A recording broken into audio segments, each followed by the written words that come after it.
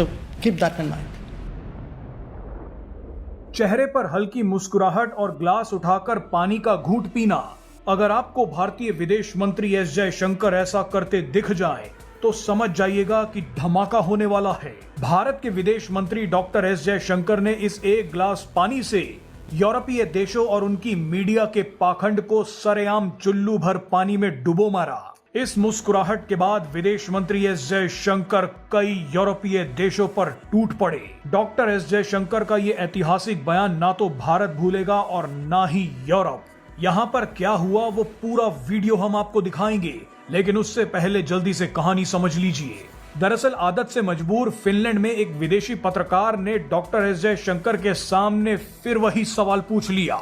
इस पत्रकार ने कहा कि यूरोप के लोग मानते हैं कि भारत आज भी रूस के प्रति बहुत ज्यादा सहानुभूति रखता है।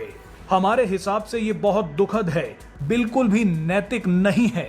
भारत रूस से तेल खरीदने के लिए बहुत ज्यादा उत्सुक रहता है। आप इस पर क्या कहेंगे?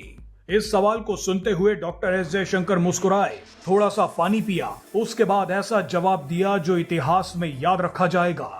डॉक्टर एस जयशंकर ने कहा कि पहली बात तो हम कीमत और उपलब्धता के आधार पर तेल खरीदते हैं। भारत हमेशा से ही मिडल ईस्ट से तेल खरीदता आया है, लेकिन यूक्रेन जंग के बाद आप सब ने भी अचानक मिडल ईस्ट से तेल खरीदना शुरू कर दिया, जिसकी वजह से बाजार में रूसी तेल बहुत ज्यादा मात्रा में बचने लगा। इसीलिए हमने रूसी तेल खरीदना शुरू कर दिया। यानी एस जयशंकर का मतलब था कि मिडल ईस्ट का जो तेल हम लेते थे, उस तेल को यूरोप ने जबरदस्ती खरीदना शुरू कर दिया।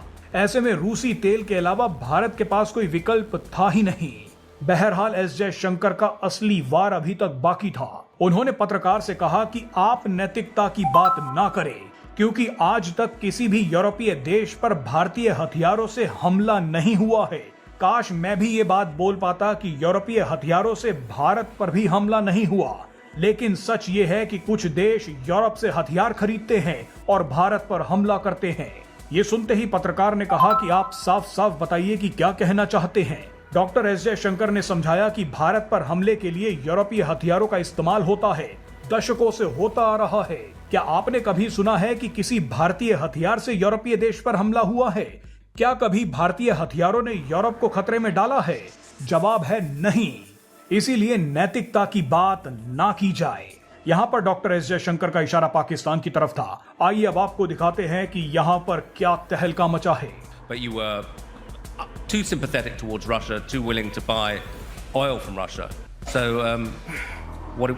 how would you explain that position to the people here? Well, I'd make two observations. I buy oil. I buy oil based on cost and availability. So at that point of time, much of the oil available on the market was Russian, because the Europeans were essentially buying up the Middle East oil, which was our traditional supply. So circumstances pushed us in a certain direction. But